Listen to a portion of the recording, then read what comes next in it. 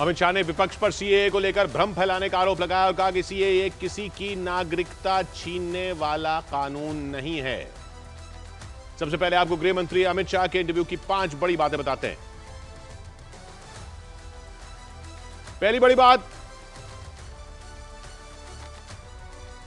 बड़ी बात कि अब किसी भी कीमत पर सीएए वापस नहीं लिया जाएगा। तो ये पहली बात है। दूसरी बात उन्होंने ये कही कि सीए यानी नागरिकता संशोधन कानून में किसी की भी नागरिकता छीनने का कहीं कोई प्रावधान नहीं है। तीसरी बड़ी बात जो उन्होंने कही कि सीए के मुस्लिम विरोधी होने की बात पूरी तरह गलत है। यह कानून किसी भी तरह मुसलमानों के खिलाफ नहीं है। तो अमित शाह ने क्या बड़ी बातें कही हैं, उसमें जो चौथी बड़ी बात उन्होंने कही, विपक्षी पार्टियां सीए पर तुष्टीकरण की राजनीति कर रही हैं और वो सीए को लेकर भ्रम फैला रही हैं। और इसके अलावा बड़ी बात जो उन्होंने की कि नागरिकता को लेकर कानून बनाने का अधिकार सिर्फ केंद्र के पास है, इसलिए जो लोग कह रहे हैं कि वो अपने राज्य में सीए लागू नहीं होने देंगे, वो लोगों को गुमराह कर रहे हैं। सीए का कानून कभी वापस नहीं जाएगा और भारत की नागरिकता सुनिश्चित करना ये भारत का विषय है, भारत की संप्रभुता का निर्णय है। इसके साथ हम कोई कॉम्प्रोमाइज नहीं कर सकते। सीए का कानून अभी चर्चा पर है। 1, इसमें एनआरसी का कोई प्रोविजन नहीं है। 2, इसमें किसी की नागरिकता छीनने का कोई प्रोविजन नहीं है। 3, अगर विपक्ष को ये चाहिए कि उनसे चर्चा हो तो कोई भी कानून करने से पहले और बाद में संसद में चर्चा होती ही है। तो दोनों को मिक्सअप कर आप क्या लेना चाहते हो? अभी सिर्फ सीए चर्चा में है। विपक्षी पार्टियों का आरोप है कि बीजेपी सीएए के जरिए एक नया वोट बैंक तैयार कर रही है। इस पर गृह मंत्री अमित शाह ने कहा कि प्रधानमंत्री मोदी ने जो कहा है वो पत्थर की लकीर है। पीएम मोदी की हर गारंटी पूरी होती है और सीएए लागू करके भी उन्होंने अपनी गारंटी पूरी की है। आप कह रहे हैं करोड़ों लोग यहां आएंगे, लेकिन ये पॉलिटिकल नहीं है, मतलब आपको कोई पॉलिटिकल फायदा नहीं होगा। लेकिन जो विपक्ष है वो कहती है कि आप एक नया वोट बैंक बना रहे हैं, बीजेपी एक नया वोट बैंक बना रही है अपने लिए। देखिए, विपक्ष को और कोई काम नहीं। उन्होंने तो सर्जिकल स्ट्राइक और एयर स्ट्राइक को भी बताया कि आपका पॉलिटिकल फायदा है, तो क्या हम टेररिज्म पर कदम न उठाए? इन्होंने 370 को भी बताया कि ये आपके पॉलिटिकल फायदे के लिए कर रहे हैं। हम 1950 से कह रहे हैं कि हम 370 को हटाएंगे। उनका हिस्ट्री है, जो बोलते हैं वो करते नहीं है। मोदी जी का हिस्ट्री है, जो भारतीय जनता पार्टी ने कहा है, नरेंद्र मोदी ने कहा है, वो पत्थर की लकीर है। मोदी की हर गारंटी पूरी होगी।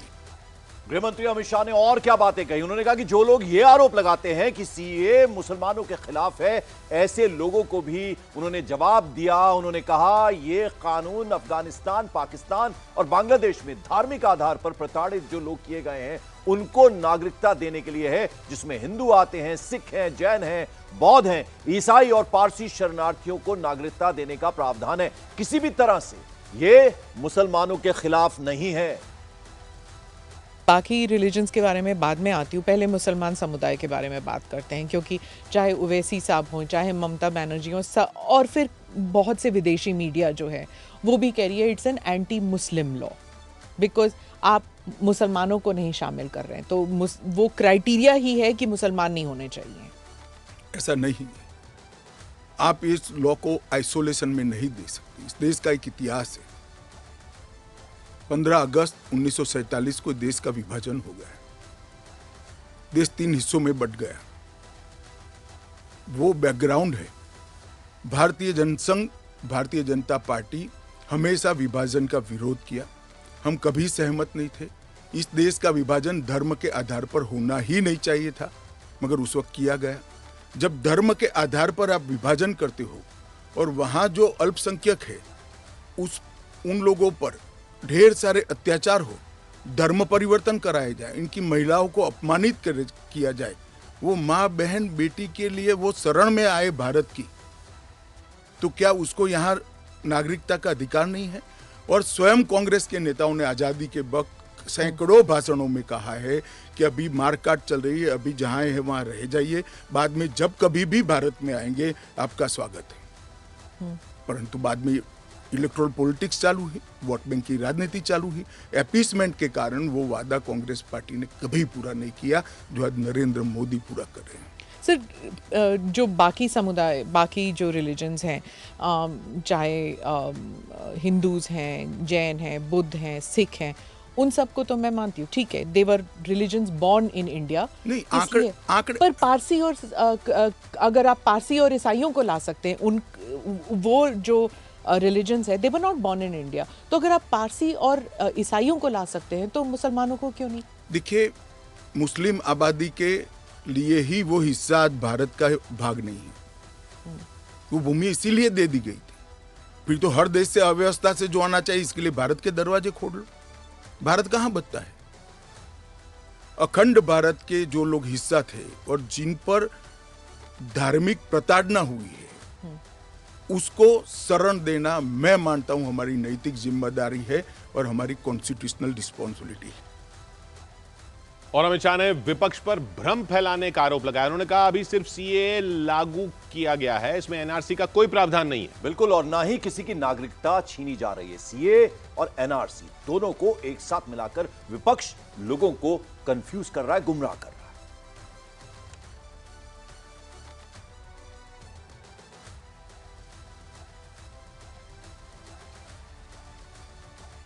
ओवैसी साहब पे आ जाती हूँ, जो आपके हमेशा ही स्पीक्स अगेंस्ट यू, तो उनके बारे में वो खुलकर ही कह रहे हैं कि ये एंटी मुस्लिम है। क्या तर्क है आपका? एंटी मुस्लिम कैसे है? कि आप सिर्फ मुसलमानों को एक उसको आपने क्राइटेरिया बना दिया, ये मैं वो कह रहे हैं। क्राइटेरिया ये बना है कि जिस पर धार्मिक प्रताड़ना होती है इसको देंगे, और अगर वो और मुसलमान भारत के पुराने हिस्से से मुसलमानों पर इसलिए धार्मिक प्रताड़ना नहीं हो सकती कि तीनों देश घोषित इस्लामी स्टेट है। कौन करेगा धार्मिक प्रताड़ना? कौन करेगा इस्लाम के अनुयायियों के साथ? ये तीनों देश घोषित इस्लामिक स्टेट है, इनके नाम के अंदर है, इनके संविधान में है। पर मैं फिर से वही पूछूंगी कि अगर आप ईसाइयों को दे सकते हैं, अगर आप पारसीज को दे सकते हैं जो इस्लामिक नहीं है, और अगर उन पर हो रहा है, तो फिर आप why can't you give it मुसलमानों को क्यों नहीं? देखिए, ऐसे तो फिर दुनिया भर से देश में जो आए सबको नागरिकता दे। तो अमेरिका तो करता है ना, सबको ले हम भी लेता है। करते हैं, अप्लाई करें। वो घुस कर नहीं आ सकते।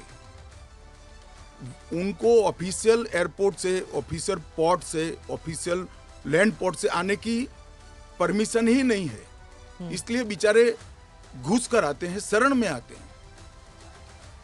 आपका एक वो इंटरव्यू बार बार लूप पे चल रहा है हर जगह कि क्रोनोलॉजी समझिए, सीए के बाद एनआरसी आएगा। देखिए, ऐसा है स्मिता जी, सीए का कानून अभी चर्चा पर है। एक, इसमें एनआरसी का कोई प्रोविजन नहीं है। दो, इसमें किसी की नागरिकता छीनने का कोई प्रोविजन नहीं है। तीन, अगर विपक्ष को ये चाहिए कि उनसे चर्चा हो, तो कोई भी कानून करने से पहले और बाद में संसद में चर्चा होती ही है। तो दोनों को मिक्सअप कर आप क्या लेना चाहते हो? अभी सिर्फ सीए चर्चा में है। और फिर बात पश्चिम बंगाल के मुख्यमंत्री ममता बनर्जी की। अमित शाह ने पश्चिम बंगाल की मुख्यमंत्री ममता बनर्जी पर सीए को लेकर मुसलमानों को डराने का आरोप लगाया। कहा कि ममता बनर्जी हिंदुओं और मुसलमानों के बीच खाई पैदा करने की कोशिश कर रही हैं। ममता बनर्जी पे आती हूँ। चीफ मिनिस्टर ने कहा है कि बीजेपी जो है ये हिंदू मुसलमान का खेल कर रहे हैं, और उन्होंने ऑडियंस को कहा कि आपकी प्रॉपर्टियां छिन जाएंगी, आपके बच्चों का एजुकेशन ख़त्म हो जाएगा, आपको डिटेंशन कैंप में भेज दिया जाएगा, और डिटेंशन कैंप ऑलरेडी हैं। तो ये सीए के ज़रिए 15 से लेके 20 लाख लोगों की सिटीजनशिप छीन ली जाएगी। देखिए, मैं ममता जी को करबद्ध निवेदन आपके इस कार्यक्रम के माध्यम से करना चाहता हूं। पॉलिटिक्स करने के हजारों मंच है।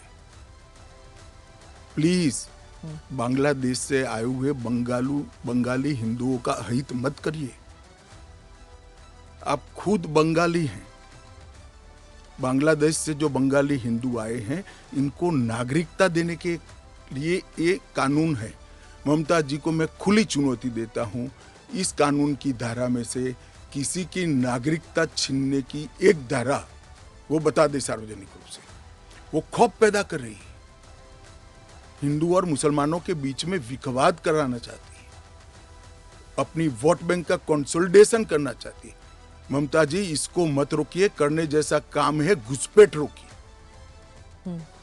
नहीं रोक रही है वो नहीं कर रही, आप हमें कोऑपरेट नहीं कर रही। आसाम में कंप्लीट घुसपैठ रोक रहा है क्योंकि वहां भारतीय जनता पार्टी का शासन है। किस तादाद तक घुसपैठ हुआ है और कब से हो रहा है? देखिए, इसके अधिकृत आंकड़े जब तक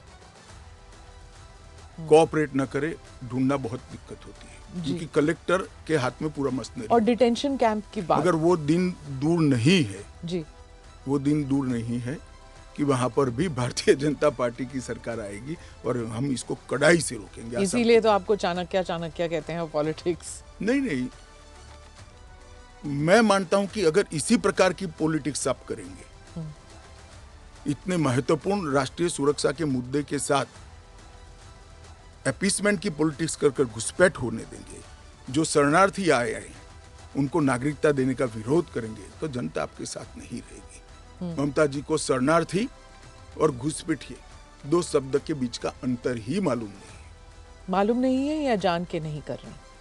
अब मैं तो जो बोलती है वो सच मानता हूं, इसलिए कह रहा हूं मालूम नहीं। डिटेंशन कैंप तो ममता बनर्जी पर तो बोले ही अमित शाह, लेकिन राहुल गांधी पर भी बोले। गृहमंत्री अमित शाह ने राहुल गांधी को यह कहकर जवाब दिया कि जिस तरह मोदी सरकार सीए क्यों जरूरी है, लोगों को यह समझा रही है, उसी तरह राहुल गांधी भी देश को यह बतलाएं कि सीए लागू क्यों नहीं होना चाहिए। राहुल गांधी जो न्याय यात्रा में बार बार सीए भी उठा रहे हैं और बाकी विषयों पर भी सरकार पर आरोप लगाते हैं कि अपनी विफलताओं को छुपाने के लिए कभी सीए लागू कर रहे हैं। मेरा तो आपसे रिक्वेस्ट है जी, कांग्रेस में आपकी अच्छी खासी पहुंच है, इस विषय पर राहुल जी से एक बार चर्चा करके डिटेल पूछ लो जरा। वो चर्चा नहीं कर रहे ना, वो मीडिया को वहां पर कह रहे हैं कि मीडिया जो है वो चर्चा नहीं करना चाहती क्योंकि वो हमारे हाथ बंधे हुए हैं, हमारा मुंह बंद है। नहीं, मगर इस कमरे में बैठकर आपको इंटरव्यू करे सीए पर और समझाए, जो वो बोल रहे हैं वो इतना समझा दे जनता को। राजनीति के अंदर आपके निर्णय को जस्टिफाई करने की जिम्मेदारी आपकी होती है। जैसे मेरी सरकार का फैसला ऐसी है, इसके बारे में मेरी पार्टी के तर्क, मेरी गवर्नमेंट के तर्क, और क्यों ये देश के हित में है मुझे समझाना पड़ता है। जरा राहुल गांधी जी आपके इसी कमरे में आकर देश को समझा दे कि क्यों विरोध में। आप कहते हैं कि ये राजनीतिक नहीं है, लेकिन आपके जो राजनीतिक स्पीचेस हैं, तेलंगाना में आपने कहा, जब आप अपने वायदे गिनते हैं कि ये वायदे हमने पूरे किए, तो सीए भी उसमें है, तो इसमें राजनीतिक कहाँ से हो गया? तो फिर आपके वायदे हमारा एक वादा था कि देश के अर्थतंत्र को सुधारेंगे, तो क्या अर्थतंत्र मत सुधारो, पॉलिटिक्स कर रहे हो। फिर राजनीतिक कहाँ से हो गया? हम मानते हैं सीए देश के हित में है, इनका अधिकार है, इसलिए हमने दिया है। पॉलिटिक्स कहाँ से? वो भी कहे ना देना चाहिए। अगर राजनीतिक फायदा है तो उनको कौन रोक रहा है? और उन्होंने उद्धव ठाकरे पर भी हमला बोला, उद्धव ठाकरे पर निशाना साधते हुए, और उद्धव ठाकरे को अपना नजरिया देश के सामने रखने की चुनौती दी उन्होंने। संविधान के बारे में बात करें तो यूबीटी जो ग्रुप है शिवसेना की, वो कहते हैं कि आपकी विफलताओं को छुपाने के लिए मेरा उद्धव जी से रिक्वेस्ट है कि कानून चाहिए या न चाहिए वो स्पष्ट करो पहले। क्या उद्धव जी बोल सकते हैं कि कानून नहीं आना चाहिए? मैं आज उनका आह्वान करता हूं, देश की जनता के सामने, महाराष्ट्र की जनता के सामने स्पष्ट करें कि सीए नहीं होना चाहिए। हिंदू शरणार्थियों को, बौद्ध शरणार्थियों को, जैन, बौद्ध और क्रिश्चियन शरणार्थियों को नागरिकता नहीं मिलनी चाहिए। एक बार उद्धव जी स्पष्ट करें जरा। आपका इशारा बात आई वॉश आप कर रहे हो, टाइमिंग का सवाल, तत्व का क्यों चर्चा नहीं करते हो? आपका इशारा बाल ठाकरे की तरफ। नहीं, मेरा तो उनकी ओर है। बाल ठाकरे साहब तो अब रहे नहीं, वो स्पष्ट करे, क्योंकि वो पहले बोलते थे जो नहीं, पार्लियामेंट में भी बोले हैं। अब उनको अल्पसंख्यकों के वोट चाहिए, अपीसमेंट की पॉलिटिक्स इसलिए आज उद्धव ठाकरे कर रहे हैं, हम नहीं कर रहे। हमारा डे वन से स्पष्ट स्टैंड है कि भारत के कटे हुए हिस्से से जो शरणार्थी आए हैं, ये 3 देशों से धार्मिक प्रताड़ना के कारण आए हैं। वहाँ के जो अल्पसंख्यक आए हैं, उनको इस देश को नागरिकता देनी चाहिए।